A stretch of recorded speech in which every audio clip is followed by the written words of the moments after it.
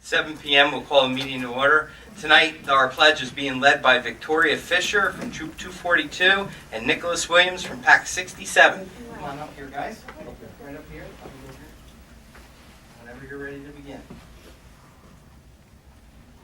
Allegiance to the flag of the United States of America and to the republic for which it stands, one nation, under God, indivisible, with liberty and justice for all. Thank you. Great job.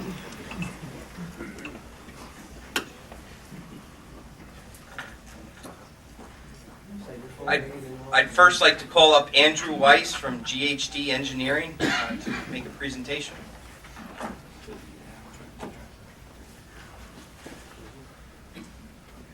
Stand here is okay? Okay.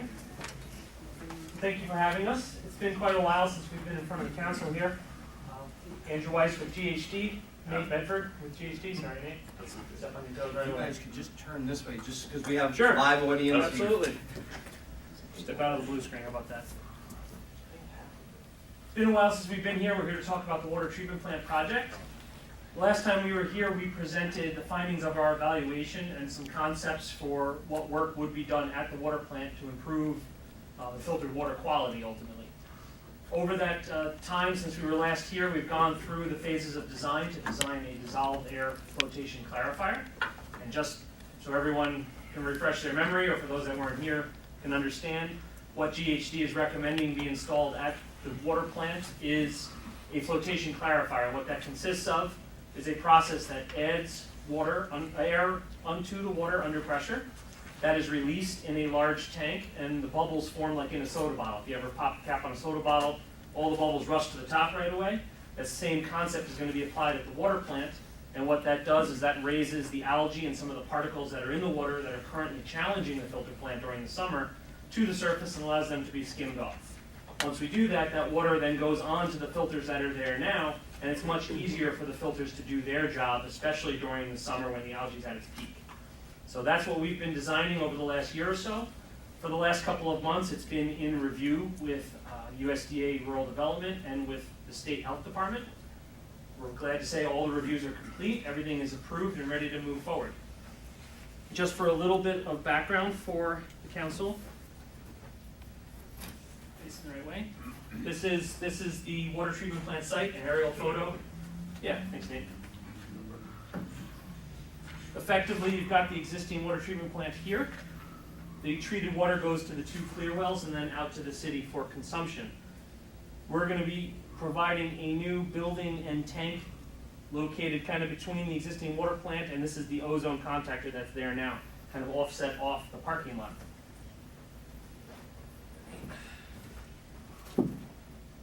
This is the mechanical plan of the site, of the final design drawings that will be going to bid here in the next couple of weeks. This is your existing water treatment plant now, the existing ozone contactor. So essentially the water comes in through the pump station to here, flows through the treatment plant, back to the clear well and out to the city. We're going to be intercepting that water in a new process located just above the existing tankage, and in here will be the new equipment for removing the algae. Essentially we take water, run it through some mechanical equipment here in the plant, and send it back to the head of the tank where it releases the air bubbles. The algae is floated off in this area of the tank, skimmed off, and goes to the existing handling system that you have there now to remove sludge and other things from the facility. This will greatly reduce the actual load that the filters have to treat so that the filters can be used more effectively, especially during the summer. Right now what happens is the algae that's in the water basically clogs the top of the filters, and the filters have to be cleaned more regularly and more rapidly, reducing the amount of water that can go to the city. At sometimes when it's really bad, it actually starts getting very close to what the city needs as far as water consumption during the summer. By providing this new process here, we reduce the load on the filters and we won't have to wash them as much in the summer. So ultimately it's going to save a little bit of energy, save a little bit of backwashing, and greatly improve the capacity of the plant during the summertime, such that now when you have those hot summer days and the peak demands are really stressing the water plant, you won't be seeing that challenge that you have now with the backwashing of the filters. And the smell will go away. Yes, it will greatly improve the smell because we're taking a lot of the stuff that creates the taste and odor, which is the algae, out of the process. And actually, one of the things that GHD evaluated during the design is the location of this relative to where the water is going through the process. Right now, the water gets treated with ozone and then goes to the filters. The ozone actually is a very effective pre-treatment, but it does actually break the algae apart. And what happens is when the algae is broken apart, what's inside the cells gets into the water, and that can be part of the taste and odor that you smell in the summer. We've actually selected to put this process ahead of ozone. The concept study originally had it between the ozone and the filters, but we did some research, actually Nate was the lead on that, and found that by removing the algae ahead of ozone, we greatly reduced that effect of the ozone breaking apart the algae cells. We're basically stripping as much as we can out of the water before the ozone hits it. What that allows is the ozone here is primarily for, there's some metals in the water, some iron and manganese. They're naturally occurring, but they do create undesirable color and can create undesirable taste if they're there in too high a concentration. The ozone is there to treat that part of the water. So by removing the algae with the DAF process, the ozone can focus on the trace metals that are there, and then the water plant can remove the rest of the particulate. So it's going to be a pretty big enhancement to the way the water plant functions when it's all done and complete. We redid our cost estimates as part of the approval process, and everything is still settling in where we estimated it to be about a year ago. It's a total project of about $3.6 million. That's the number we've been carrying all along. It's still in that range. We'd like to see the bids hopefully come in around the 3 mark, maybe a little lower to get some good numbers. Everything is green lighted at this point, so we will be going to bid here soon with the city, and we're looking at about something around the 10 or 11 month construction period. So things keep moving the way they're moving. We look to start here in the spring and be wrapping up next spring, which means the new facility will be online before the algae hits next summer. That's what we're looking at. Anybody in the council have any questions? Will we be able to produce more water with this? I mean, the ability. So we're not actually increasing the capacity of the plant. It's a 3 million gallon per day treatment plant. We're not proposing to expand that. However, you don't use anywhere near 3 million gallons per day in the summer. What has happened in the past is you use just above 1 million gallons per day. In the peak of the summer, that starts to edge up, 1.1, 1.2. With the algae problems that we've had, the plant was limited to about 1.2 MGD because of the challenges it had on the filter. This process will eliminate the restriction, the algae on the filter, so during the summer you'll be able to run the plant well up into its higher capacities without any limitations. So effectively, yes, you'll be able to produce more water in the summer when in the past you've had challenges doing so. Thank you very much. Thank you for having us. Thank you. Our youth report, as you can see, Mr. Compton's not here tonight. He sent me a message that the stomach bug has hit his family. So we're going to, I'm going to give his report. As he talks about the school year winding down, they'll be entering the 4th marking period next week. The junior formal will be held on March 29th. Student council members in the high school are now selling flower bulbs. If anybody is interested, you can contact my office and we'll get you the information. Many students are going to be inducted into the National Honor Society very shortly, and we want to congratulate all of them. Next week is the high school production of Footloose. It will take place Friday, April 4th at 7 p.m., Saturday, April 5th at 7 p.m., and Sunday, April 6th at 2 p.m.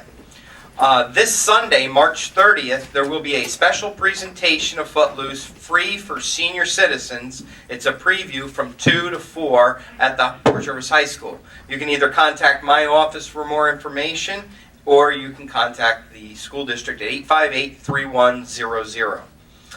Kindergarten registration will take place at HBE on Tuesday, March 25th from 3:30 to 5. The next Board of Education meeting is April 1st at 7:30. In Port Jervis Rec News, due to the weather and ground conditions, the Port Pride Cleanup Day scheduled for last Saturday, March 22nd, was canceled. A make-up date will be scheduled soon, unless maybe you have one already? Okay. And he hopes to be here at the next meeting. Thank you, Mr. Conklin, for getting me that information. Our senior report from Mrs. DG. Mr. Siegel? Excuse me. Yes, I have one. Mayor, the Port Jervis Senior Club. The meeting of March 12th was visited by Speaker Don Lawrence, representing his business, Loring Hearing Aids, Accessories, and Repair. Mr. Lawrence spoke to the members of the importance of having a hearing screening and offered his services at no cost.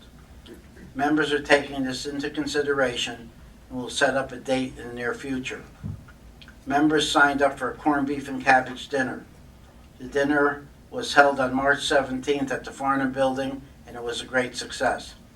A special thank you shout goes out to the members, from the members to Kathy Shortell for helping Sue DiGianamasso learn the ropes in the kitchen and making sure the dinner went off without a hitch.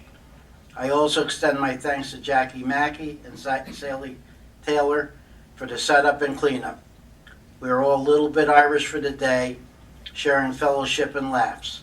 I am thrilled so many members took part in the first of many upcoming activities. The next meeting will be held on March 26th at 1:30 at the Farnham Building. We welcome any new members. Sue DiGianamasso, Activity Committee and PR. And thank you, Mayor. Thank you, sir. We still have no one for the Veterans Report, so if there's any veterans out there that are interested in doing a report on what the veterans are doing here in the city, please contact my office and we'll set you up.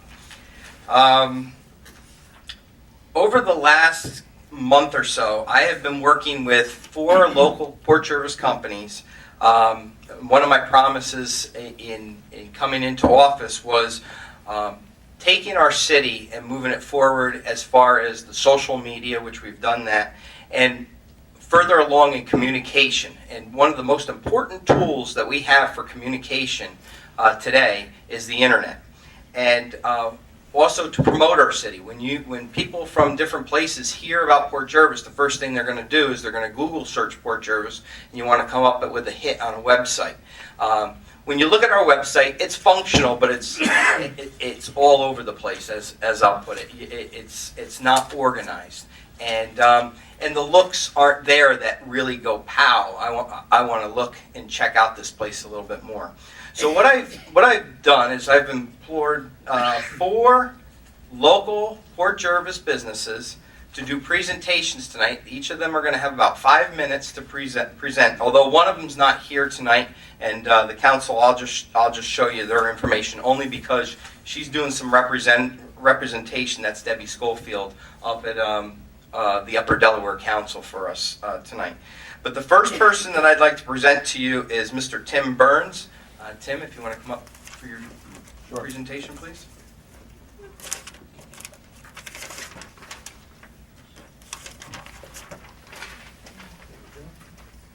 Tim is a local high school graduate. He moved away from the area and then came back a little while ago. And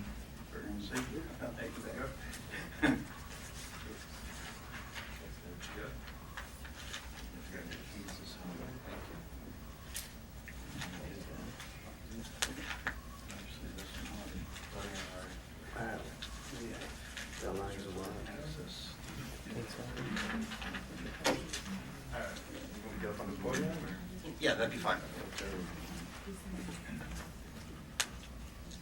How's it going, everybody? Mic on? Should be on. Yeah, just Okay. Just a little bit about myself. Like you said, I was born and raised here in Port Jervis, graduated in 2004, and then I went to Full Sail University. In 2008, I graduated with a bachelor's in marketing business. I worked in the city for 2 years doing marketing, working with social media, and also doing websites and graphics. I came back here, started my own company, my own LLC in 2014. The name of my company is Burns Multimedia, and my business services consist of website design, social media, marketing, advertising, graphics such as business cards, flyers, magnets, stickers, banners, promotion, and videos in the near future. My clients to date are Hess's Deli, Erie Hotel, Sweet D's Cafe, Melissa's Roadside Grill, Cole Brothers Paving, J&L Taxi, Bucky's Taxi, Heckman Refrigeration, Ma Pa's Saloon, River City Insurance, Dixon Landscaping, Encore Consignment, and Easy Exercise with Emily Zuby. Now, what I try to do here with the website, as you guys see, the screenshot of the home page, I try to just make a user-friendly site where it's easy to navigate. So that way when people come, it's everything, like you said, it's not scattered all over the place. As you can see there with the tabs, we have 6 tabs running there, so they can easily see and break down the community, the resources. And along those tabs are going to be 4 or 5 breakdowns of each tab. So that way you don't have to scroll down the sides, you don't have to go everywhere, it's going to be right there. And I also empowered social media with that as well. You can see the Twitter box, the tweets, so it's perfect for alerts, such as, like Twitter, you're only allowed 140 characters.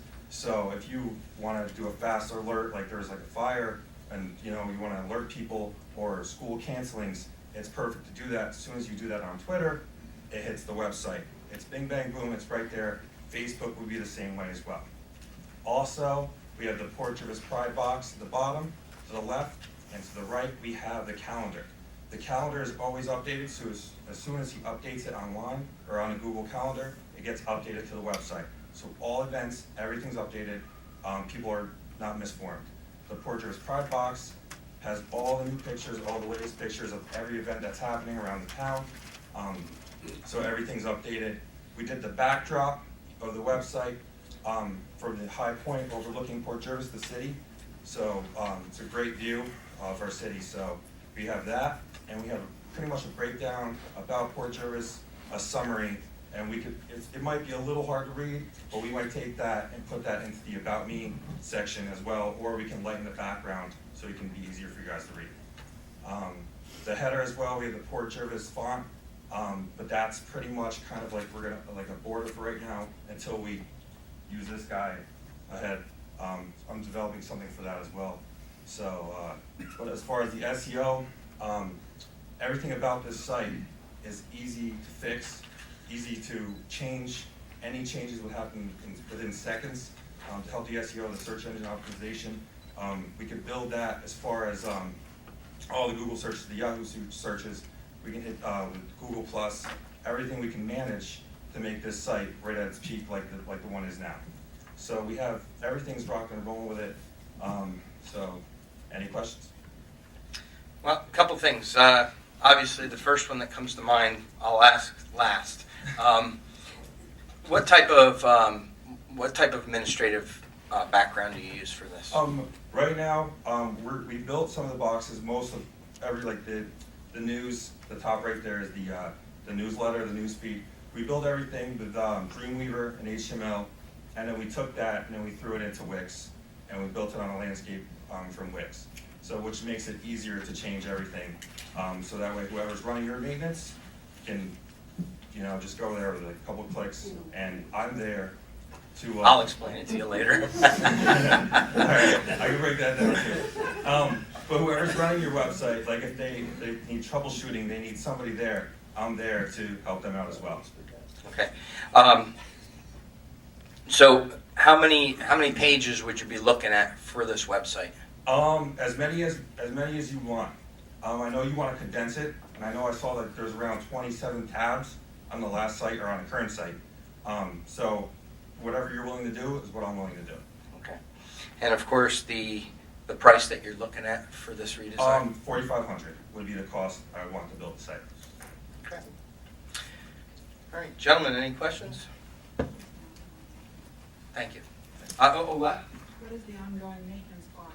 Ongoing maintenance costs. Well, the ongoing maintenance, if I were to do maintenance for a year on this site, I'd bump it up to total with the build right around $6,500. Thank you. Thank you. All right, can I say one more thing? Yep, sure. Well, ongoing maintenance would also, it could mean a lot. Like, it all depends how much you want me to update. Like, I could do weekly, which I could do for a month, and then what's happening throughout that week. Also, if you wanted me to do it daily, I could come in and do it daily and keep it going. So it's whatever, how fast you want the monthly maintenance to happen. That's on your call. Okay. I think what we're looking at is more of, not the updates, because we'll do the updates, but, things that need to be changed. Oh, yeah, that would go right with that. Correct. All right, thank you. Thank you. Next, I'd like to ask Jessica Gardner to come up and do their presentation. Most of you remember Jess. She Times Herald record reporter, right? See, that's how I remember. 102 is either the Times Herald Record, or in the last 2.5 years, our firm has functioned out of Port Jervis, covering primarily marketing for small to medium-sized businesses, municipalities, chambers, and we've created a great niche for ourselves in terms of excelling in digital, from the development to the SEO to the pay-per-click. And so I'm going to let Matt O'Sullivan, who's the Director of Digital Marketing, lead the presentation. If we can bring the lights down a little bit. That way you understand what functionality is included. Hi everybody, how you doing? Just a little background on myself, just so you know, I come from Dow Jones. I worked on the development of hundreds of websites. I'm Google AdWords certified. I deal in digital. That's kind of my thing. I kind of have a natural passion for it. But I want to get right into it. We're talking about site redevelopment. So you guys have a lot of great content, a lot of good, great information on the website now. But you know, the problem we're facing right now is the organization. There's nearly 100 pages of content and information that's on the site now. It's disorganized and it's nearly impossible to navigate. And that creates a problem for a user, of course. Now these pages are necessary. You know, you have pages that you need to have about different departments, committees, that sort of thing. But it needs to be reorganized. The structure needs to be reevaluated so that visitors can easily find information.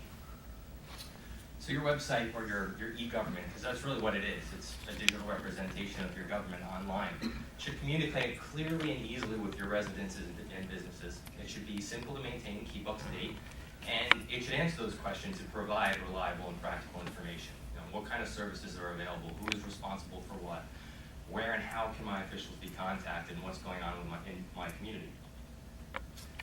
This is an example of a layout that we came up with. It's kind of hard to see with the projector, but this, very important to say, is just a design. It's a starting point, if you will. Generally, it's easier to start with something and see what you like and don't like about it, make changes, than to come up with something from scratch. So that's where we're starting, and of course it'll evolve over time, and design is very subjective, so it's going to depend upon making everyone happy in the end. If I go back to the slide, you'll see there's a couple different areas or boxes in different locations on the site. So I want to feature some of those because really what it's all about is bringing that important information top of mind, easy to find, easy to get to. You know, you don't have to dig through the site to find it. So the first thing I want to point out is the embedded playable video of the most recent city meeting. So as meetings come up, rather than have to click through 2 or 3 pages to find them, they'll be right there on the front page. There will of course also be an archive as well, and we'll link out to the YouTube channel so they're available. We'll also have a city calendar on the website. It'll showcase meeting dates and events in an agenda format on the website. Now these are self-expiring, so as they pass, they'll automatically be removed from the calendar. It's not something you have to manage and take off. And they can also be fed directly into your Google calendars. So you can export events out to your Google calendars if you need to. It's also going to be a community calendar, and the great thing about that is it'll allow for the community to submit events themselves, and this will be through the website via an online form. And of course, they won't go directly on the website, they'll go into an approval queue, and from there the site administrator, whoever's running the website, will be able to approve them before they'll actually appear on the website. We also want to feature some current news, so we'll have a couple of the most recent articles in the city news area, in the schools area, and the upcoming agendas for, you know, just like tonight, so that they're easy to reference, they're easy to find. You know, you have those headlines right on the front page, so you're not digging through, you know what's happening right now. Another great thing, and I think this is really important, is a special alerts box. You know, there's always some kind of message you have to get out immediately, and you have to get out quickly. And when you have an area like this, people look for it. They know what to look for. They know it's there. So whether it be a winter weather advisory, if, you know, schools are closed, if there's an amber alert, God forbid, or if a bridge is closed or something, the information can go there and people will know where to find it. A couple additional features to highlight. We will have the emergency alert sign-up form, which you guys have in place for calls and texts now. A city newsletter sign-up form as well. A quick contact form, and what I mean by that is a way to get a message quickly to the city, and somebody internally can route the message, because, you know, maybe I don't know exactly who I'm supposed to contact about a particular issue. That way the message can be routed internally to the appropriate person. And we'll also have a blog from Mayor Decker. He does a great job on Facebook of posting content, but it's a lot of content. So rather than put it on Facebook, let's have it on the website where people can read it and drive traffic between the two. In addition to those on-page features that are kind of specific to this website, there's some development best practices that we think are important. One is responsive technology, and if you're not familiar with it, it's fairly new. It's within the last year or so it's come out. And what it does is it allows the website to adapt its layout based on the user's device, whether it's a desktop computer, a tablet, or a smartphone. And what this does is it ensures a consistent experience and ease of use and fully accessible content regardless of the device. You know, if I'm on a smartphone, I shouldn't be limited to the amount of information I'm able to get. Best thing for you guys too, it also allows you to update a single site rather than have to update multiple sites. So traditionally you'd have a mobile site, a tablet site, and a desktop site and have to update each individually. With this, one site goes across all platforms. Just to give you an example, we're currently working on the Sullivan County Partnership website. This is an example of what their desktop website looks like. And if you move on to the tablet format, you'll see it's not too much different, but there's a little bit of a difference in the layouts and things have moved around. And then if you get to the smartphone version, you'll see it's much, much different. It's the same elements, but they've been moved around and placed in a way where it's much easier to navigate on a smartphone. And of course, this is just the top of the page. We also always make sure it's a custom design. So I mentioned earlier, design is very subjective, so we'll make sure to work that everyone is happy with the design. The functionality will be up to date. We're going to use the most current software and technology available. We make the site always have an SEO-friendly, search engine optimization-friendly architecture, which basically just means that search engines are easy to find, index, and review your content as easily as possible. We'll also coordinate the website launch with your hosting provider and your registrar. If you're not familiar, they're actually two different things. Your site and all its files can be in one spot, and where your domain is registered can be another, and there's other stuff as well. But we'll handle all that. You know, we'll make sure the moving parts get taken care of, and make sure the site gets live. We also map highly trafficked pages to new locations, and that basically just means if there's pages on the old site that someone is searching for, they'll be directed to the corresponding page on the new site so they can find what they're looking for. And we also set up Google Analytics and integrate that with the website, which allows you to track visitor interaction with the site. And it's very, very important, you know, to see engagement level with the website, who's coming to it, you know, how often, where they're going, that sort of thing. We build all our websites on the WordPress content management system, and we will provide training within that content management system. So you're probably asking, you know, WordPress, what is it, why is it? It's a great content management system. It's used by 19% of the top 10 million websites, and that's as of August of the last year, so it's probably increased since then. I bet money on it. They also hold 60% of the content management system market share, so it's very, very widely used. There's a lot of websites out there that use it. So, of course, that leads to the question, well then, you know, who's going to be attacking my site? We'll also make sure we have security protection set up through security to filter unwanted traffic and limit the amount of malicious attacks on the domain itself. Keep the site safe and secure. You know, obviously with a city website, it's very, very important. WordPress allows for a unique design. I mentioned earlier, you know, we do custom design within WordPress, but it allows you to have unique design while still having a way to manage your content, your copy individually without having to interfere with your design. It also allows developers to easily create custom code that can be plugged into the core WordPress platform. So what that basically means is if later at some point you guys want to add something to the site, it doesn't have to be done from scratch. You don't have to go back and build from the ground up. You can just add it in. WordPress is open source, it's free to use, so there's no fees associated with it. You're not paying a monthly fee or an annual fee or anything like that. And there's new features and functionality being added all the time. With those new functions and features, the site can be upgraded without having to rebuild it. So you can upgrade that core content management system platform without having to rebuild the entire website. You can also have individual username and passwords for each user, and that allows you to track the changes by not only the user itself, by the date when it was completed. To summarize WordPress, to put it in simplest terms, if you can use a word processor program like Microsoft Word, you can update the content on the website without interfering with the design, and I think that's really important. This is just a quick example of what the WordPress dashboard looks like. You can see up at the top there's the title about Port Jervis, and there's that box there with some copy in it. It's kind of hard to see on the projector, but there's buttons up there like you would see with Microsoft Word for bolding and bullets and all that type of stuff you would see in a typical word processor. We'll also include a logo rebrand, a Facebook rebrand, so that would be the cover image and the profile picture if you're familiar with Facebook, to match the website, and an e-newsletter header image as well to go along, again, to be branded to match the website. These are just a couple logo examples that we have. This is the first one, the second one, and this is based on the one on the podium. and the third one, which is just a bit of a variation on that last one. That's really it, everybody. Thank you for giving us the time to come out here and speak. My name is Matt O'Sullivan again. If you have any questions, my contact information is up there and you'll have that. Feel free to call me, email me if you have any questions. And of course, if you have any questions at all now, you're free to ask. And your package includes everything that we Everything discussed? we need, site map, functionality, costs, Cost too. all that's in there. Thank you very much. No questions, guys? Any questions? Great, thank you very much. Next up, Nikki Jones will like to do a presentation. We all know Nikki.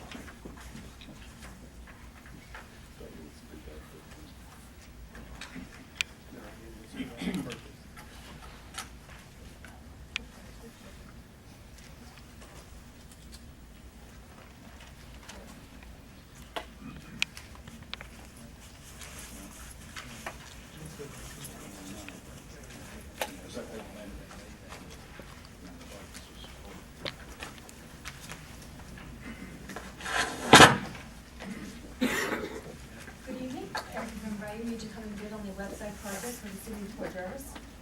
I own a public relations and marketing firm in Port Jervis, New York. We've been in business for 15 years. I have about 350 current clients. They're local, national, and international clients.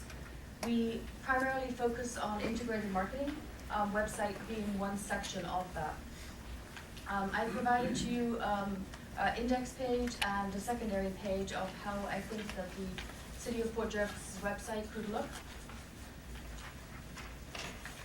Most of the ways that we would design a website, the other designers that have been here before me have spoken about. This would primarily be set up as a WordPress site. Once we create a global page, you can have as many or as least pages as you want. They all have community calendars, they all have social media interaction, news, events, announcements. Maybe a few things that might be different between my proposal and some others. All of our websites automatically have Google Analytics on it so we can track and monitor. We also make them ADA compliant, especially if they're government sites. They are photo albums, blogs, RSS feeds, all of them integrated together. We also give you multi-language capabilities, make them printer friendly. And for this particular website, we would make it e-commerce friendly so that when you're ready to transition into taking payments online, it will primarily be set up for you already. Just the one last thing is the security monitoring, we do that as well. There's a module, you simply apply the module and then you track and block and whitelist addresses that come to your website. As I only have 5 minutes, I think I've probably taken up my first 2.5 of the website. And I'd like to move on to the print publication. Most of the work that we do is we really integrate things together. So although we do a website, though we do social media, we also do a lot of marketing and print publications, which are also digital publications. So I provided to you a couple of publications we've done for some of our other clients. One we recently won an award for with our client for both their website design, their print publication design, and also for their transparency in government and open communication. That was for Delaware Township. They will be receiving their award in April at PSAT.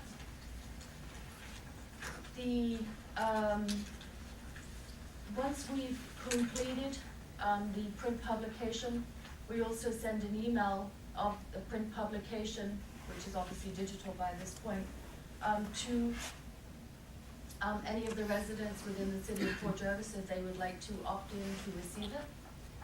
And then we would send it out via social media as well. And I believe that for the print publication, we can do it at no cost to you. Or for you, I should say, sorry. Do you have any questions?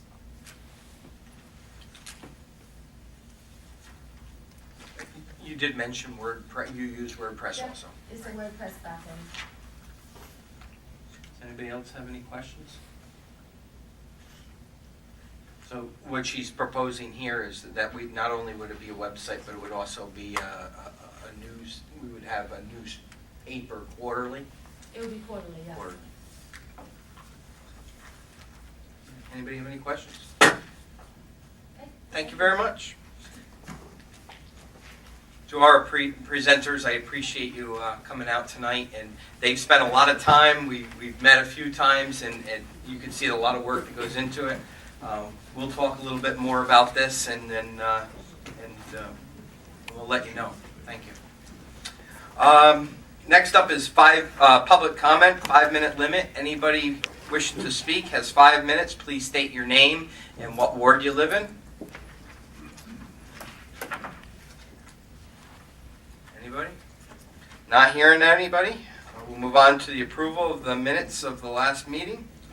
I have a motion. I have a motion by Mr. Ritchie, a second. Second by Mr. Bovozo. Discussion? All in favor? Opposed? So carried. Moving on to committee reports. First is finance and insurance with Mr. Bell. We'll get the bad news out of the way first and pay some bills. City of Port Jervis 2014 city tax on tax sale parcels held by the city, $51,881.32. Global Montello Group for gas and diesel, February and March, $64,395.01. Metro Media Energy natural gas delivery charges, $39,358.44. New York State Employees Health Insurance for March, $156,084.09. Orange and Rockland, February delivery charges, $27,931.35. Orange County Sanitary Landfill for February, $13,033.65. State Insurance Fund, Workers' Compensation, payment number 9 out of 9, $21,710.08. From the Capital Fund, CRL Electric work for Beach Road Pump Station, $45,619.42. Hazelton Chevrolet, the buyout of the 2010 Impala for the Police Department, $10,000. Total from the General Fund, $414,949.84. From the Water Fund, $46,054.38. From the Capital Fund, $58,859.54, for a total of $519,863.76. I'll make a motion to pay the bills. Motion by Mr. Bell, second by Mr. Cunningham. Discussion? This is to pay the bills. All in favor? Aye. Opposed? So carried.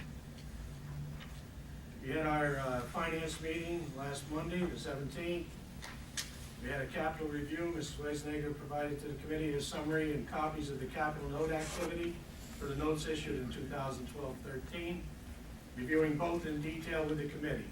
Requested that the committee move at the next council meeting closure of the 2012 capital note with the remaining funds of $3,631 to be allocated to excess expense within the police department equipment items for the 2013 capital note. While reviewing the 2013 capital note, it was noted the purchase of new computer software within the building department may not occur within the time frame of the note and may be available for reassignment or debt reduction. The status of the sidewalk replacement was questioned. Mrs. Weisnager said that she would have to get the information from DPW and Recreation on that. We also reviewed in detail the 2009-13 serial bond activity. She distributed copies of the record of activity to all council members. It was noted the funds designated for Firehouse HVAC and alarms is still underutilized. Those funds could possibly be reappropriated for the necessary engineering work on the dams recently requested by the DPW director. In addition, Mayor Decker indicated that it might be necessary to reallocate savings in other areas as well as this category, to fund and engineer and oversee the promenade project as required by New York State DOT. In reviewing the 2013 bond, Mrs. Weisnager reviewed the process of USDA financing using some bond funds until we have to do a ban during construction, followed by permanent financing. Mayor Decker noted that we received our nature clearance from DEC for the bridge project, and now we're only awaiting clearance from the Fish and Game Commission. And lastly, she brought up the need to get from the different department heads long-term planning, which would encompass a 5 to 10-year period.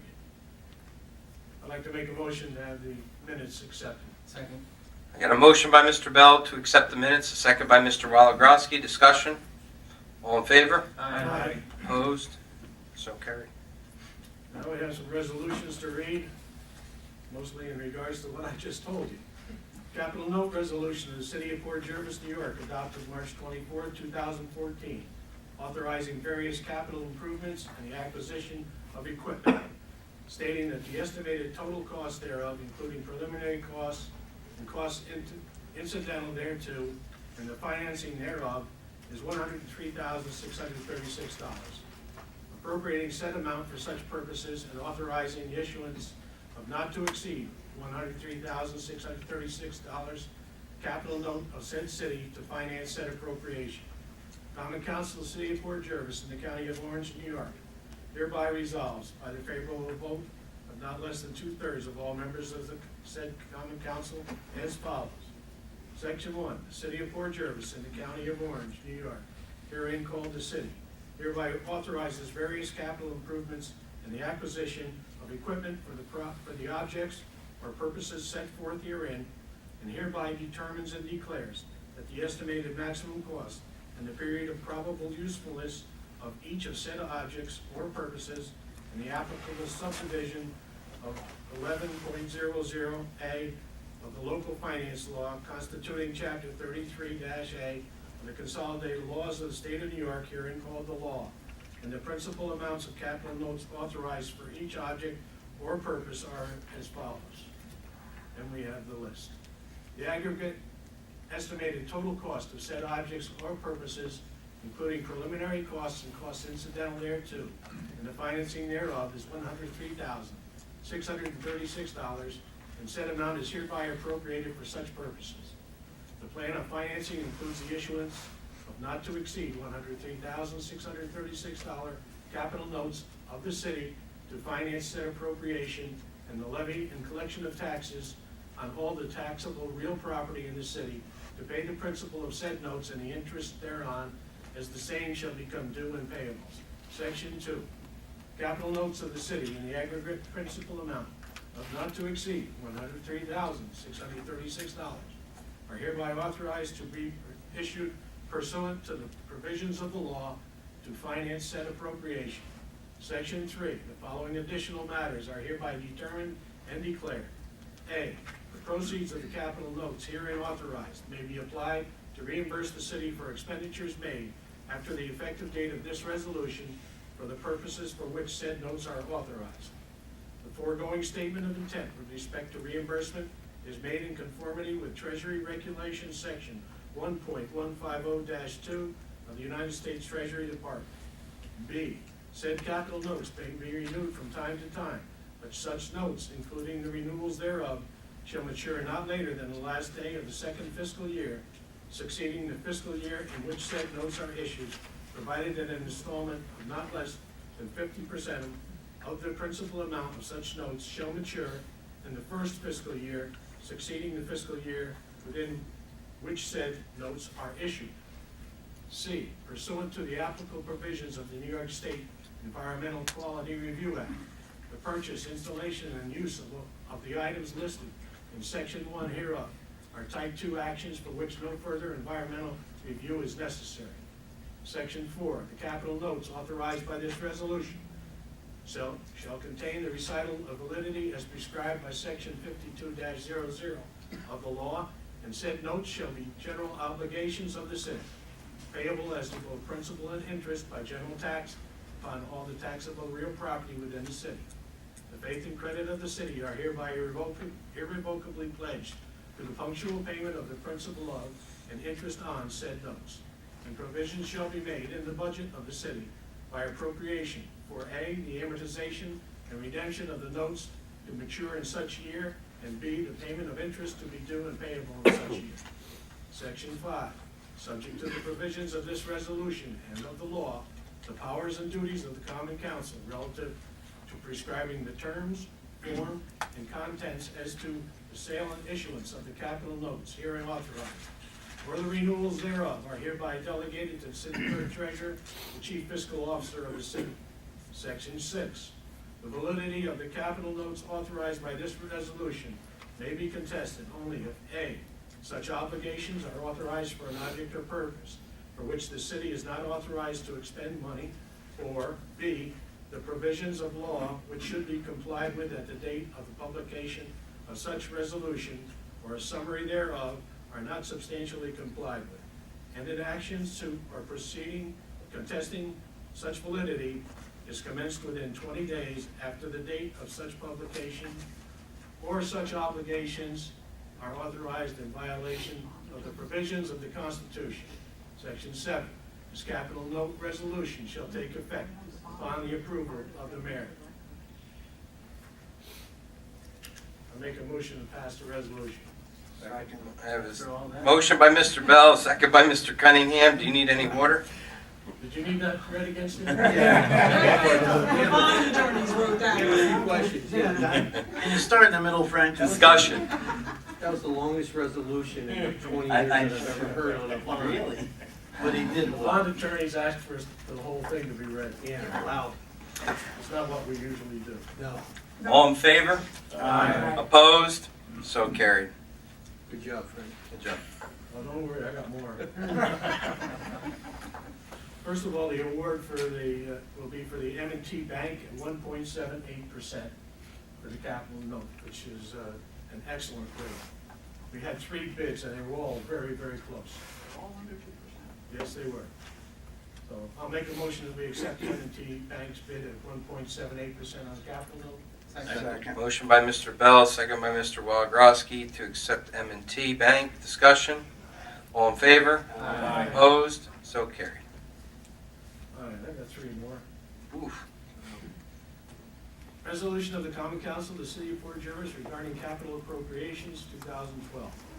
Whereas the City of Port Jervis Common Council has reviewed the purchases made from the 2012 capital note, proceeds for items requested for purchase. Whereas the City of Port Jervis Common Council recognizes that the city issued a capital note in the amount of $100,969 and has spent funds totaling $97,338, leaving a remainder of $3,631 may only be used for the purpose of similar capital project expenditures and/or for the reduction of the capital debt. It is hereby resolved, the City of Port Jervis elects to close the 2012 capital note and authorizes the city clerk treasurer to transfer the remainder of the funds to be applied to police equipment as requested in the 2013 capital note. I'll make that a motion. Second. Motion by Mr. Bell, second by Mr. Ritchie. This is for the appropriations. All discussion? All in favor? Aye. Opposed? So carried. Resolution of the Common Council of the City of Port Jervis regarding tourism special purpose funds. Whereas the City of Port Jervis Common Council has acknowledged that the activities and events of the Tourism Board in 2013 generated a surplus of $4,099.60, and whereas the City of Port Jervis Common Council desires that these funds be available solely for the expansion efforts of events and activities by the Tourism Board, it is hereby resolved the City of Port Jervis elects to defer the revenue for this special purpose and directs the city clerk treasurer to make entries as necessary for this as part of the closing entries for 2013. I make that a motion. Motion by Mr. Bell, second by Mr. Cunningham. This is for Tourism Board surplus from last year. Discussion? All in favor? Aye. Opposed? So carried. Resolution of the Common Council of the City of Port Jervis regarding capital appropriations 2012. Where the City of Port Jervis Common Council has reviewed the purchases made from 2012 capital note proceeds. Yeah, that's the same thing that you read already. Is it really? Yep. Should give me 200. You can read it So I again. have it written down here, so I know. I don't think you could improve on it, Eddie. You're on a roll, I knew you gave Frank. me a lot, but you didn't have to give me two of the same. I guess, I failed. But I couldn't read it for you anyway. No, it's all right. It was perfect the first time. And that's all I have there. All right, thank you, Mr. Bell. Fire Emergency Management, Mr. Waligrowski. Thank you, Mayor. The fire department will be working with the police department and local other surrounding agencies to ensure that in the event of an accident on Interstate 84, those of you know, the traffic nightmare has begun. From this point now, they say 2 years, 3 years, who knows. In case of an emergency, like I said, the police and fire will be working together, keep traffic flowing throughout the city. We all know that people are gonna come in here and just because they're on Main Street, they're gonna think of every side street they can go to. But hopefully between the fire department, police, we'll be able to keep traffic moving. Those of you who don't know, there's the new detour signs that are up. There's red and blue. In case of emergency, the people will be told which, emergency route to follow. The only other thing for fire and emergency management was there was new rescue tools delivered, and the companies will be training on them very shortly. I know they had started last week. Mayor, if I may, well, first off, the next meeting for fire and emergency management will be April 21st, following DPW. I'd like at this time, I know it's early, but I'd like to make a motion for executive session. I see we already have personnel for recreation, litigation. I'd like to add the fire department, ask Chief Rose to come in with us. Second. Does anybody else have anything else to add to that? Yes, discussion on tax liens that were pending. Anything else? I will also have personnel. Personnel from city clerk's office. And that'll include mayor's office also. And you got recreation in there already? Yep. Do we have to invite anybody in, department heads? Well, except for Mrs. Wasnager and you said Gallagher. Chief. Is she coming? Is she not? I haven't heard from her. I didn't hear from her today. I mean, I know it's on there for litigation, Yeah. so if she shows up. If she, we'll add her. If she shows up, then she's on. Okay, for executive session, I got a motion by Mr. Waligrowski. Do I have a second? Second. Second by Mr. Bell. Discussion. All in favor? Aye. Opposed? So carried. Anything else, Mr. Waligrowski? No, that's all, thank you. Thank you, sir. That's all? Code and Legislative, Mr. Siegel. Thank you, Mayor. The Code and Legislative meeting is the first Wednesday of the month, which is April the 2nd, Jerry. And it's here at 7 o'clock in the council chambers. You're right. I double checked. We're working on several code revisions, and the code agendas and the minutes are on the city webpage, portjervisny.org. And that's all I have, Mayor. Thank you. Thank you, Mr. Siegel. Public Works and Environmental Affairs, Mr. Cunningham. Thank you, Mayor. The minutes have been given out for the last meeting on March 17th. I would like to ask for their approval at this time. Take a motion. Second. So I have a motion by Mr. Cunningham, a second by Mr. Bell to approve the minutes. Discussion. All in favor? Aye. Opposed? So carried. Little DPW updated this time. Garbage and recycling are on the normal schedule for the next 3 weeks. DPW crews are repairing city-owned buildings from winter damage, painting sections of the youth center, grinding tree stumps, and filling potholes. The city has received the final okay from the New York State Department of Transportation to place the Promenade project out to bid. The city has also received final approvals from the New York State Department of Health to place the water treatment clarification project also out to bid. Our next DPW meeting will be on Monday, April 21st at 6 p.m. And that's it, Mayor. Thank you, sir. Police Committee, Mr. Hendrick. Thank you, Mayor. Everyone should be in receipt of the 2013 annual report for the Port Jervis Police Department, and I motion to accept said report at this time. Second. Motion by Mr. Hendricks, second by Mr. Ritchie on the annual police report. Discussion? All in favor? Aye. Opposed? So carried. I previously forwarded copies of letters from Police Chief William Warden, wherein he respectfully requested that the Common Council of the City of Port Jervis appoint 4 probationary police officers to the permanent civil service position of police officer with the City of Port Jervis Police Department effective 24 March 2014 as follows. Officers Jesse Clune, Michael Muller, Stephen O'Donnell Jr., and Richard Santini. On March 25, 2013, the previously mentioned police officers officially began their duties with the City of Port Jervis PD as probationary police officers. Over the past year, all have successfully completed the Police Chiefs Association of Orange County Police Academy and the Departmental Field Training Program.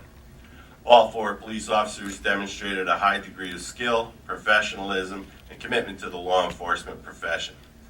They continually excel as proactive, community-oriented patrol officers who are attentive to duty, maintain a high degree of self-discipline, and work diligently to strengthen police-community partnerships and fulfillment of our public safety mission. In his professional opinion, Chief Warden stated that the 4 police officers will continue to serve the residents of the City of Port Jervis with great professionalism, pride, and respect, and will be an incredible asset to the Port Jervis City Police Department. Chief Warden respectfully requests that this matter be forwarded to the Common Council under Police Committee business for the consideration of permanent appointment effective today, 24 March 2014.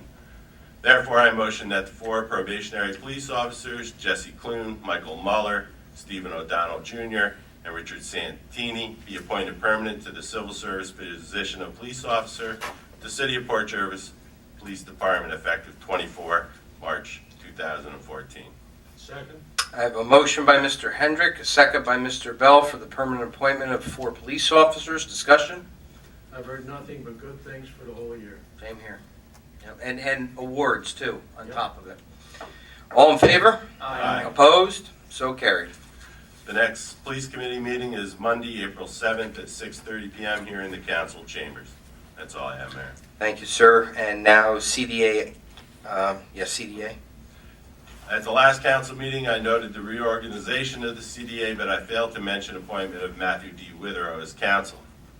There was a special meeting on Tuesday, March 11th, at which time Valerie Majinski was appointed to the position of Executive Director, replacing Kathy Hendrickson, who's retiring with her last day of work being Friday, March 28th. Both are here this evening to report on the progress of the city's 2011 Small Cities Community Development Block Grant Program. The program is a public sewer reconstruction project, namely the rehabilitation of the Beach Road Pump Station. This project is nearing completion, and the Port Jervis CDA was consultant for the project, and this briefing will update residents on activities, benefits, and impact on community development needs. So I'd like to introduce Ms. Hendrickson and Valerie Majinski at this time. Welcome, ladies. Thanks. Well, we've got some good news to report, but we're not here to talk about the technical aspects of the project because Vince has done a fabulous job, him and the DPW crews and his subcontractors. It's just about near completion. He did give me a report, except for some, cosmetic and some paint and just a few things. They're just about done, I believe. We were able to. It was a 2-year project, but we asked for a 4-month extension because the bid process in the beginning was pretty arduous, so it took a while for that to get going. But also there was a slight groundwater problem, which was solved, taken care of, and so now we've got a completed Beach Road pump house. I'm really here to report on the grant. Vince and I are going to be sitting down to do a final drawdown this week. We have half of our administrative funds drawn down. We're going to be doing a 3rd drawdown there. And then the final drawdown for admin will be done with regards to like the program monitoring and the program closeout. We've got till April 5th, and actually the April 5th date was that we wouldn't incur any additional costs for the project, and then we have up till May 5th to draw down our final funds. But that'll be taken care of on probably this week. So it's another project that we'll be able to close out, and we're happy to report on that. One of the things, we don't normally do this, but now there's a new requirement in the regulation that you have 2 public hearings. We actually already had our 2. But one that you have in the beginning before the project has started, as the application process, and then one as you're delivering the project and as you're undertaking the project. So I just figured we kind of cover our ground by doing that. And I apologize for the public hearing notice, not realizing that we had already had our 2 public hearings. I guess you can't have too many of those. But it gives us an opportunity, gives me an opportunity to bid farewell and to welcome Valerie, who's been with me now for 2 weeks. And Valerie's been doing an outstanding job, and she's looking forward to taking over the helm. Kathy, we thank you for all your years of service to the city. Although you'll still be around, and we're still going to see you, but we thank you. And Valerie, we welcome you. And look forward to your energy. Thank you. Yes, and just in conclusion, I'd like to thank Kathy for her dedicated service over the last 30 years and wish her nothing but the best. As well as to congratulate Valerie and on her appointment and wish her the luck with this challenging endeavor. And as Kathy said, both have been working together over the last 2 weeks to ensure continued viability of the CDA and the Section 8 program. So thank you both. Are there any questions with regards to the grant project? No. Any from the public? Vince, anything to add, or she covered it all? No, we're good, sir. Okay, good.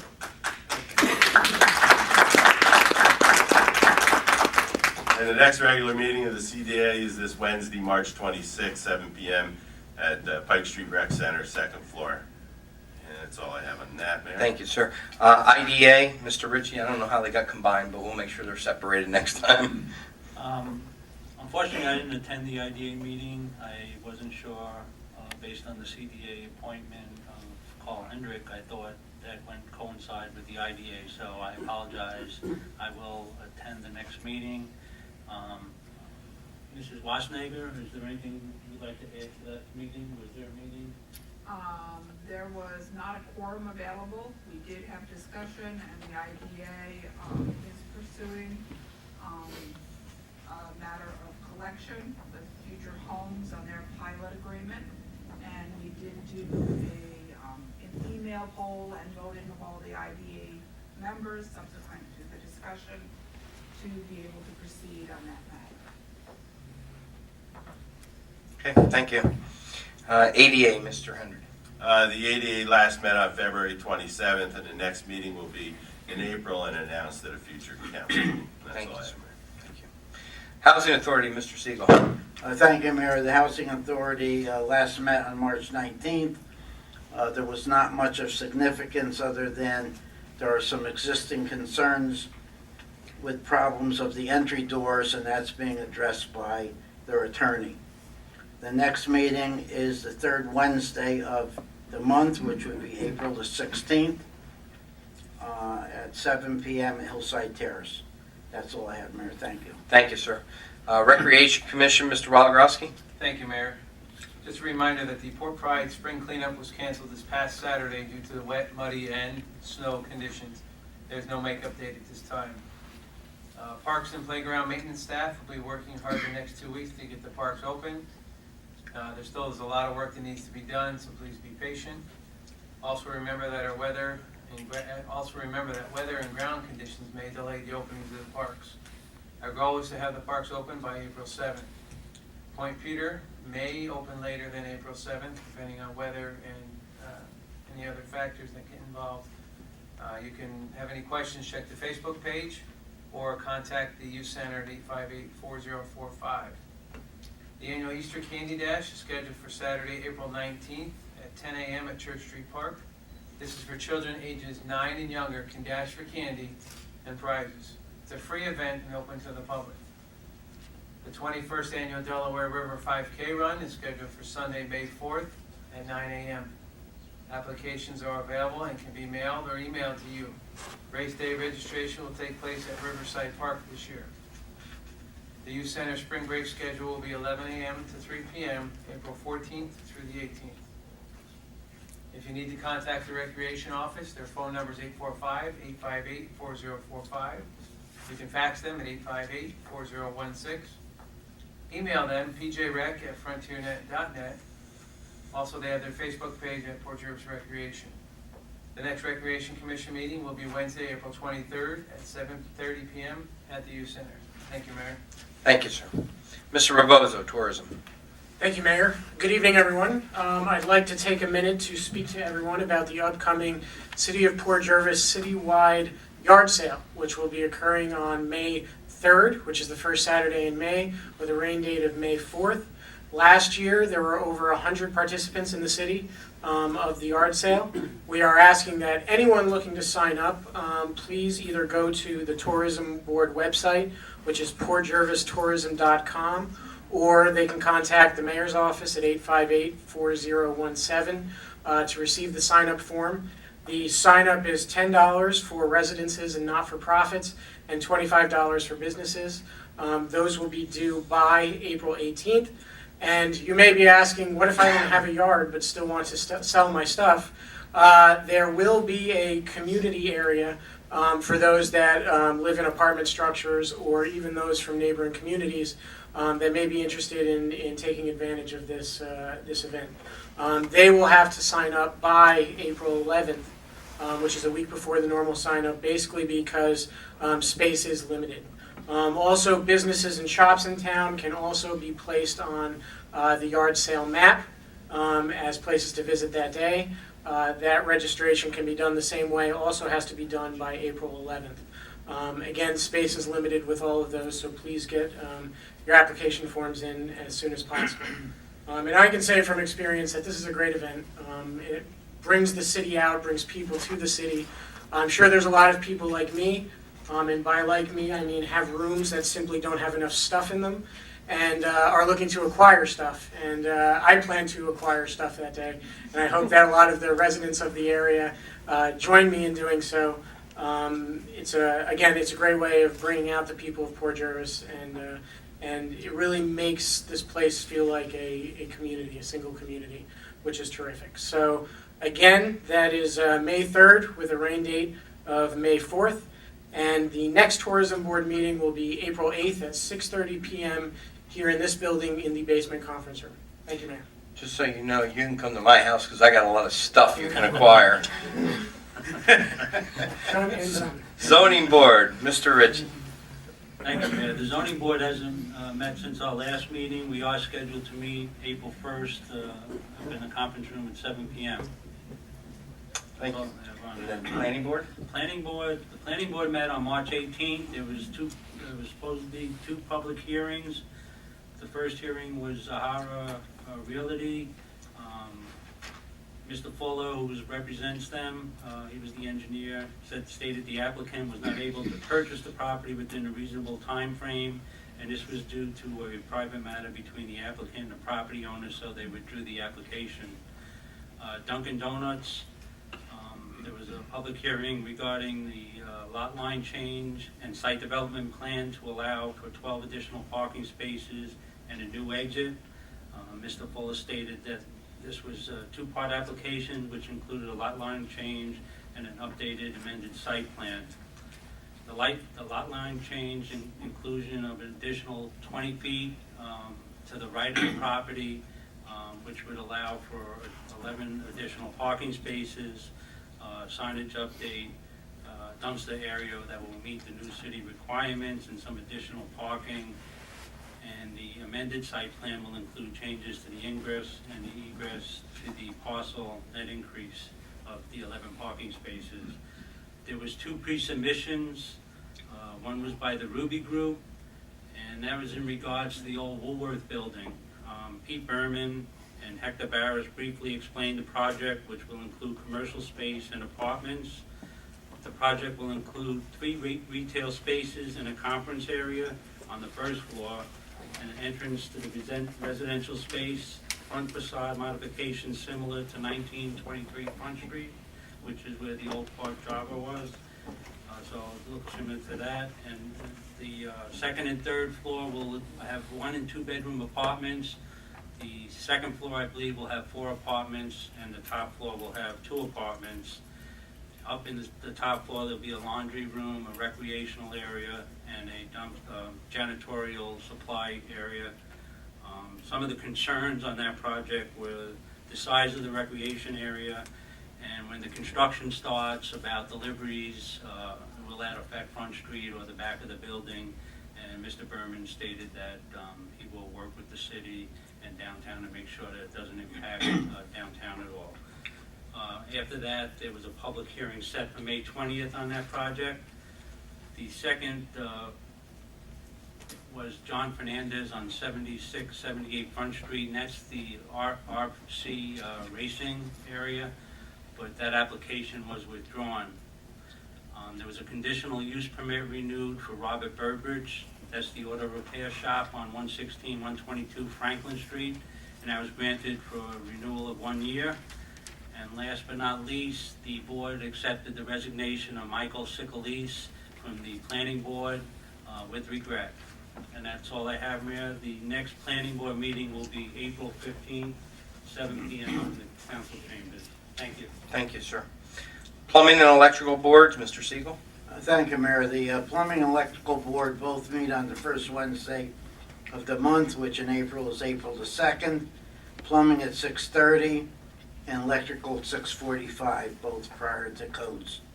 That's all I have, Mayor. Thank you. Thank you, sir. Senior advisory. Oh, I'm sorry.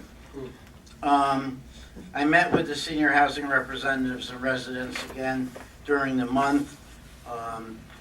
There were no issues to report, and I do want to express our condolences to the Riley family on the passing of Nancy Riley, who was a dedicated volunteer to Meals on Wheels and other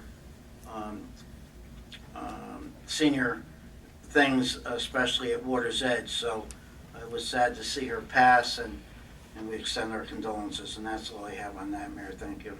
And do you have anything on Access 23? Yes, I do. I left it home, but I did make some notes, and I apologize for that. But I will put it, I'll have Cody put it on the webpage, and I'll put it on my Facebook page. But as I recall, there was a special thank you to George Belcher for getting Time Warner Cable Tech to resolve the issues at the Time Warner's, at our studio down here, and getting the signal out. And I believe the signal is going out, although Time Warner was out all day today. I don't know if it's on the air or not. I hope it is. If it's not, it's going out on the internet. That doesn't necessarily mean it's going out. No, it's on. Oh, it is? Oh, good. Yeah. Hi.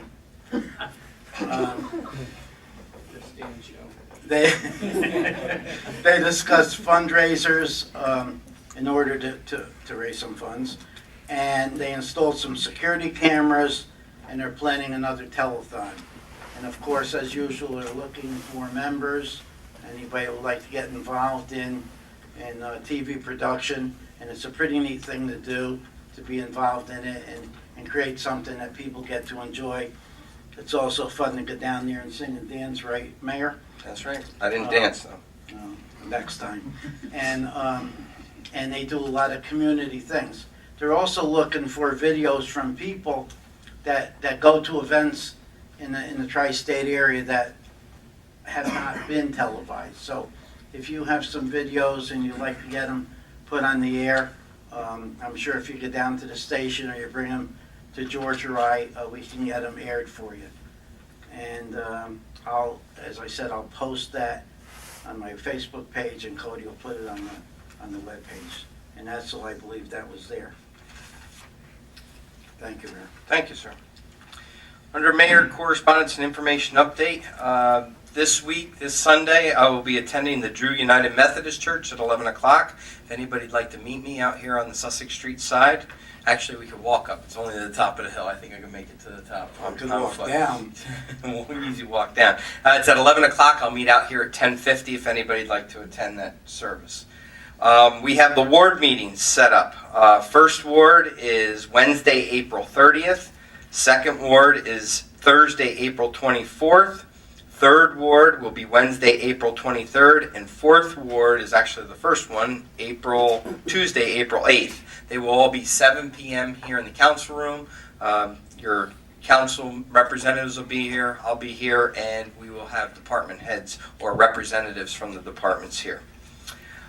Just remember that the first Tuesday of every month, beginning in April, will be Cruise and Port, and it will be extended into the Riverside area across the railroad tracks, and Front Street will be one-way direction towards Burger King, and Ball Street from the Chase Bank to Fowler Street will be one-way direction towards Fowler Street.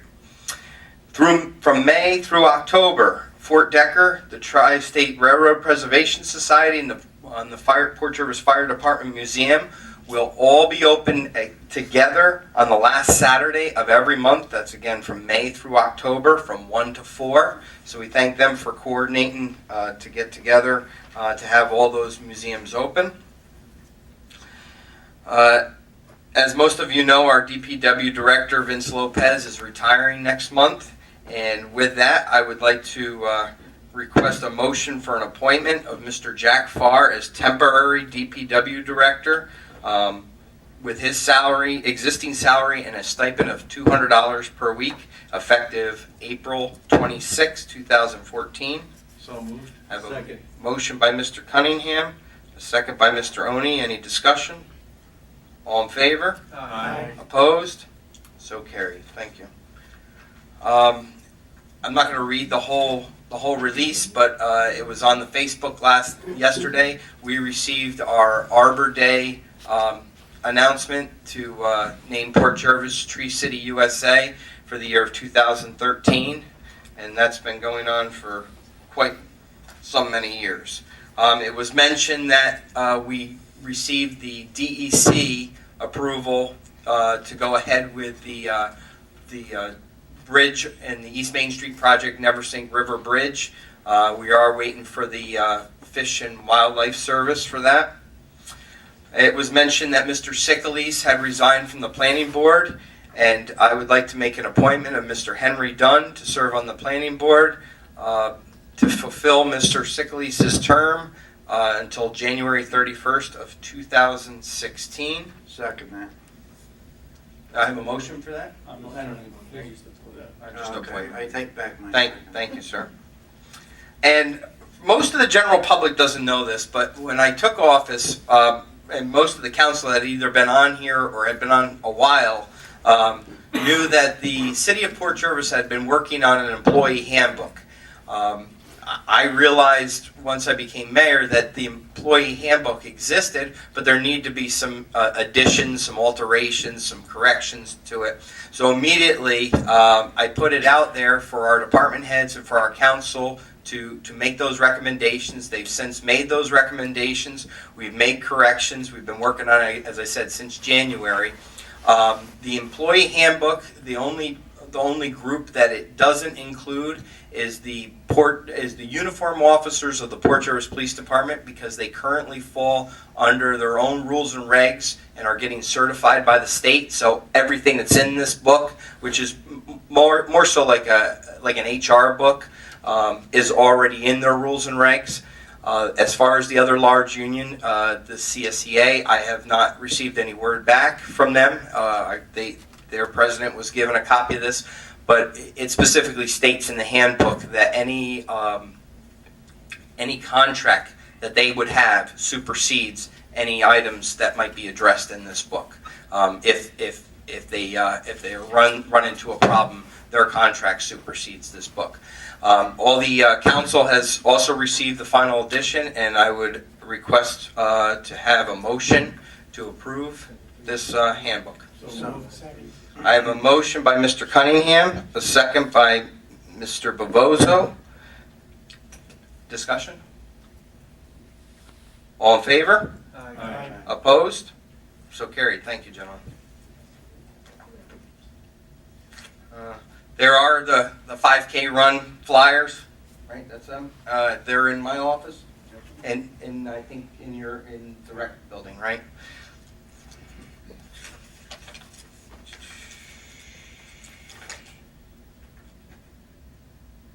And I think that's it. That's all that I have under mayor's correspondence. City clerk treasurer's report, Mr. Wasnager. Yes, I will note that our internal auditors are in all this week. You may have seen the signs on the door when you came in because they are occupying this space during the daytime. And I have signs up there that please be respectful of the space in here and their time for the auditors. And for goodness sakes, don't feed them or they won't go away. Another reminder has come in from Orange and Rockland and Pike County Light and Power, reminding all of our constituents and residents to report gas odors immediately. They encourage us to share this information, publish the gas leak hotline number, which is 1-800-533-5325. And this comes on the heels of a very sad incident with a gas explosion in New York City from Con Ed, which is the parent corporation for both Orange and Rockland and Pike County Light and Power, which operate in our areas. So please report gas leaks immediately. Another thing with I would remind the council with the new employee handbook to remember that in order to be constructive, should be a living, breathing document, and hopefully we will bring changes to you as need be over the course of the next few years of learning and implementing that handbook. Other than that, we are in our tax collection season. Taxes are due at least the first half by April 30th. With an option to do a second half payment on June 30th. So you can pay your bill in full or in a half payment so that you have time to spread that out. Also, water bills will be issued next week. They are also due April 30th.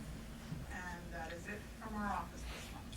Thank you very much, Mrs. Wasnager. So, and they are a little bit light-handed right now, so if you please be patient with the city clerk's office while they're dealing with the audit and being light-handed. We appreciate it. All business, Mr. Siegel.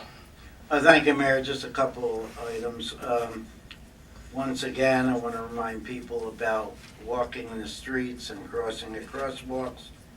It's dangerous to walk in the streets. It causes concern for not only the walker, but also the people driving on the streets. And please, I still see a lot of people not stopping for people in the crosswalk. If someone stepped off the curb and they're in a crosswalk, the law specifies that you have to stop for them. And a reminder to the walkers that if you do want to cross, step at least 1 foot in the street so the drivers know that you're attempting to cross and not just hanging around on the corner.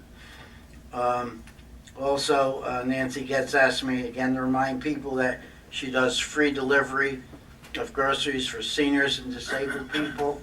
And in order to have that done, you need to contact the Save-A-Lot store and talk directly to her and put your order in through her. I think that's a great service that she does for our seniors and our disabled. And not a lot of people take advantage of it, so you might want to remember that. And that's all I have, Mayor. Thank you. Thank you, sir. Mr. Oni, old business? Yes, Mayor, I'd just like to take an opportunity under old business to echo the comments that you and Carl had said regarding Kathy. Kathy, I'd like to wish you well in your retirement. I've spent a lot of years on the board as chairman. I was a lay public member, been a member on this council. Over the years, you brought in millions of dollars to the city of Port Jervis in both housing and capital improvements and business. You're going to be sorely missed, but I hope you enjoy your retirement and wish you the best of luck. It was a pleasure to work with you. And I'd also like to greet our new executive director as well publicly. And I'm looking for, I'm not going to be here for another 20 years, but hope that you are as successful. But Kathy, you'll be sorely missed, and good luck in your retirement. Thank you. Thank you, Mayor. Thank you, sir. Mr. Ritchie? I'd like to echo those same sentiments, Kathy. I had the pleasure of working with you for the last 6 years, and you did a great job for the city of Port Jervis. You cared about the city of Port Jervis, and I'd like to welcome Valerie. She has the same sentiment. She cares about the city. She's got renewed vigor, and I wish her a lot of well. And I thank you again for your service, Kathy. And I just want to expand on what Mr. Woligrowski said about traffic. This past week on 84 coming into Port Jervis, especially on Thursday and Friday, it really bottlenecks just before the top of the mountain. The reason I want to caution the residents is there's people they're stuck in traffic and they're just pulling off exit 2, and there's people coming off the shoulder of the road, and it's pretty dangerous. I think you got to be really cautious, and when you take that, there's a lot of people coming down Route 6 now into Port Jervis. So I just want to remind people, if you're coming home from work or shopping or whatever, just be careful when you try to get off the exit that you look in the rearview mirror, because there's people riding that shoulder of the road to try to beat everybody else off that ramp. That's all I have, Mayor. Thank you. Or take Route 6. That Thank might be a safer way. There's many different ways to get into Port Jervis, if you know. There are new markings there making 2 lanes. Yeah. One for left-hand turn, one for right. Right. Right, but the other exit before that, they're jumping the Jumping shoulder. exits. So you gotta be careful if you're not paying attention. Thank you, Mr. Ritchie. Mr. Hendrick. Nothing, Mayor, thanks. Mr. Bovozo. I probably should have brought this up under discussion, but I did want to thank you, Mayor Decker, as well as the department heads on their work with the employee handbook. It is an incredibly comprehensive and detailed document, and as Mrs. Weisenegger pointed out, it is something that evolves over time with change of circumstances, change of technology, basically changes in any aspect of the work that's done here. So I just want to say great job by the mayor and the department heads and everyone who contributed to the employee handbook. Thank you, that's all. Thank you. Mr. Cunningham. Yes, I'd also like to say congratulations to Kathy on the retirement. Many, many healthy years of retirement I hope are ahead of you. And welcome, Valerie, to the CBA board. Also like to congratulate the Ormick family on the occasion of their son Aaron's recognition as Eagle Scout. It was a pleasure to be there with the mayors, Decker and Lapiori, along with Councilman Hendrick, to experience this Eagle Scout ceremony, this past Saturday. It was the first time that I ever had been to one of these ceremonies, and it was a great afternoon. I'd also like to say congratulations to Vince Lopez on his retirement. I thank him for his many years of dedicated service to the city, his guidance, his support, and his friendship. I wish him a long, healthy retirement, and Vince, enjoy your family and those 9 grandchildren. Second that.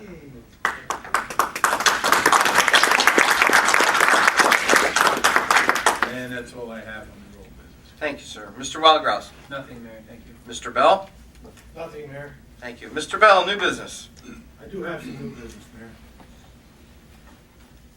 The United Healthcare Community Plan and Sesame Workshop, nonprofit organization behind Sesame Street, have teamed up to develop a program called Food for Thought, Eating Well on a Budget.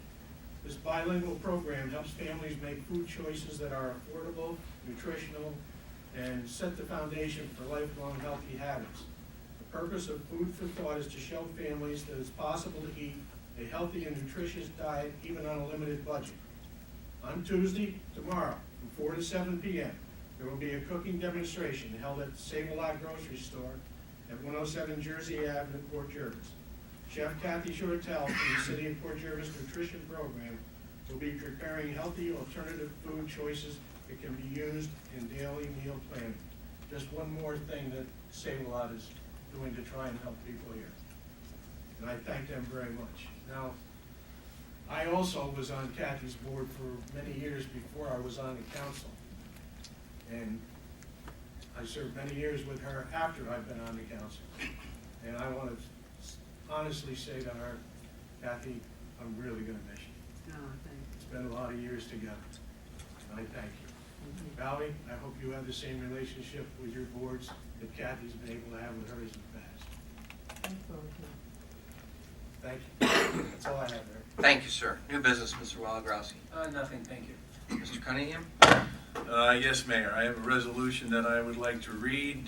This is regarding the engineering assessment for the city dams. It's only about 25 pages long, so... You don't have to read the whole thing. Let Frank read it. He's Only good a at page it. and a half. Whereas the city of Port Jervis, through its Director of Public Works, solicited proposals for the engineering assessments as required by the New York State DEC for dams on the city reservoirs. And whereas Vincent M. Lopez, the Director of Public Works in the Department of Public Works Committee of the Common Council, then reviewed two proposals from two engineering firms. And whereas the proposal from Fusco Engineering and Land Surveying PC for $46,750 was the lowest bid received for the services requested. And whereas it is the recommendation of the Director of Public Works and the Department of Public Works Committee of the Common Council to accept the proposal of Fusco Engineering and Land Surveying PC for the required engineering services. Now therefore, it is resolved as follows. It is resolved that the attached proposal for engineering services to provide an engineering assessment required by the New York State DEC for all city dams in the sum of $46,750 is hereby accepted and awarded. The Corporation Council of the City of Port Jervis is hereby authorized to prepare a contract for professional services on behalf of the city to be signed by Mayor Kelly B. Dicker and the authorized representative of Fusco Engineering and Land Surveying PC in accordance with the accepted and awarded proposal, dated March 24th, 2014. And I make that a motion.